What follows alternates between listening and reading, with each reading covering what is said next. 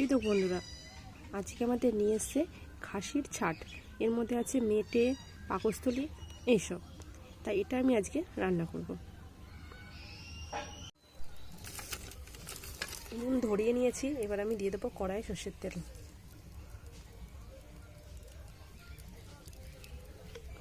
আগে আমি আলুগুলো ভেজে নেব।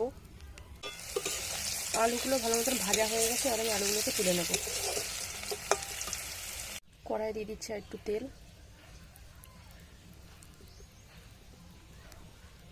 দিয়ে দিচ্ছি জিরে ফোড়ন,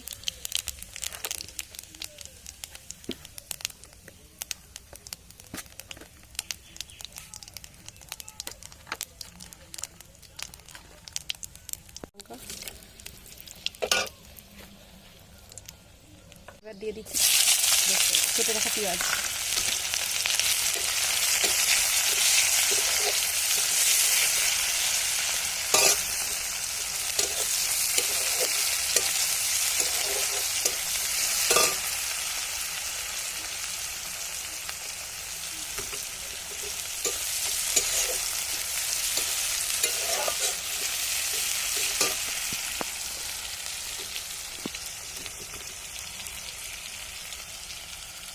পেঁয়াজগুলো ভাজা হয়ে গেছে, আদা, রসুন, শুকনো লঙ্কা আর জিরে বাটা একসঙ্গে পেস্ট দিয়ে দেবো।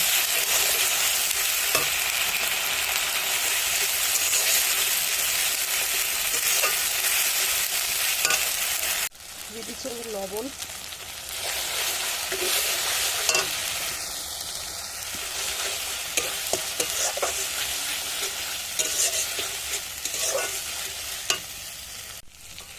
মশলাটা আমি কিছুক্ষণ কষিয়ে নিচ্ছি। এবার আমি দিয়ে দেবো এর মধ্যে মাংসটা।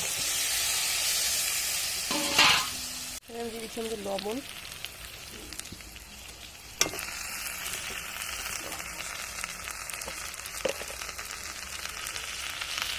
হলুদ, ভালো করে একসাথে কষি। তোমরা আমাকে জানিয়ে তো খাসির ছাড় তোমরা কারা কারা খেয়েছো।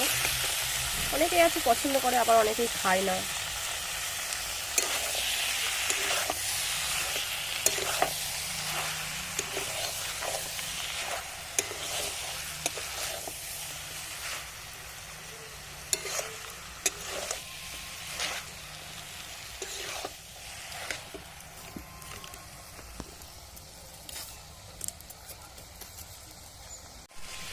এবার আমি দিয়ে দেবো এগুলো টমেটো।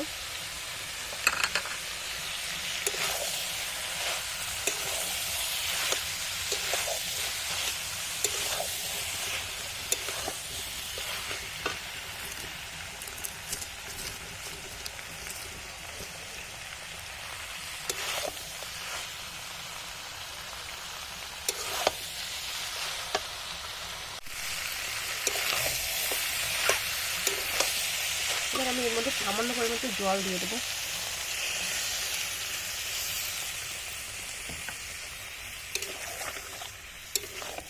যেহেতু আমি প্রেশারে দেবো না, তাই অল্প অল্প করে জল দিয়ে আমি কষিয়ে নেব। আমি এর মধ্যে দেবো দুটো ছোটো ছোটো কচি পেঁপে। তো চল আগে পেঁপে দুটো পেরে নিয়ে আসি। এই দেখো আমাদের গাছ, ছাদের এখান থেকেই পারা যাবে। একদম ছোটো ছোটো দুটো পেঁপে আমি পেরে কেটে দিয়ে দেবো ওর মধ্যে। মাংসটা তাহলে নরম হয়ে যাবে।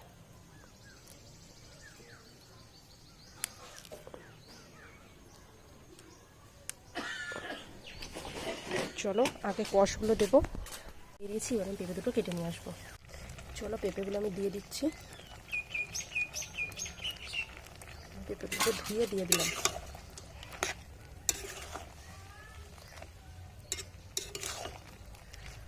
এই পেঁপে দিলে মাংসটা একদম নরম হয়ে যায়। আমি তো প্রেশারে দেবো না, সেই জন্য আমি পেঁপেটা দিয়ে দিলাম। তোমরা এমনি মাংসও ট্রাই করে দেখতে পারো, পেঁপে দিয়ে ভালো নরম হয় পেঁপের কষটায়।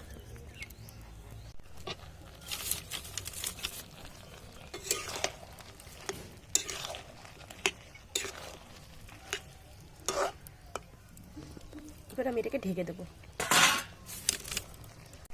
কিছুক্ষণ ঢেকে রাখার পর আমি আগলা করে নিচ্ছিলাম।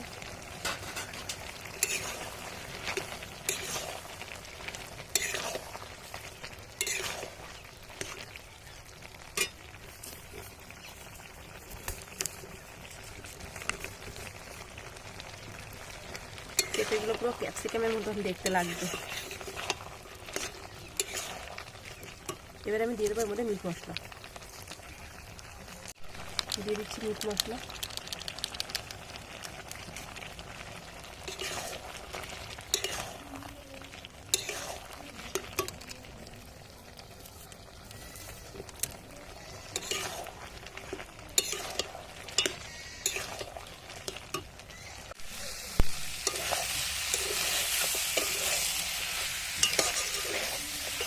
অনেকক্ষণ কষিয়ে নিয়েছি, এবার আমি দিয়ে দেবো এর মধ্যে জল।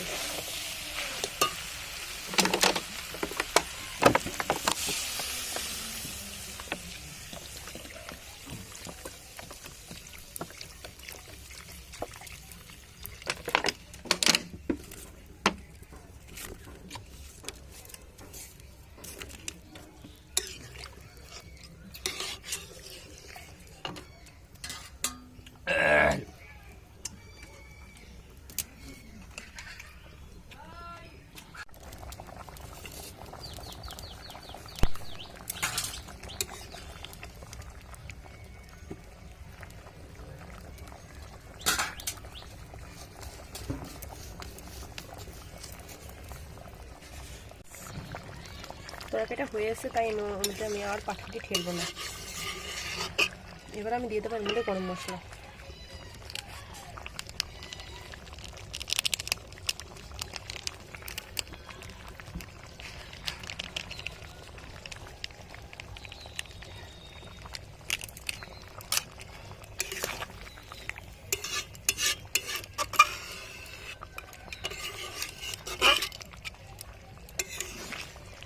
এবার আমি নামিয়ে নেব। এই যে আমি তরকারিটা নামিয়ে নিয়েছি। খাসির ছাট রান্না আমার কমপ্লিট। আর তোমরা কে কে খাসির ছাট খাও সেটা আমাকে কমেন্টে জানিও। তাই আজকের ভিডিওটা আমি এখানে শেষ করছি।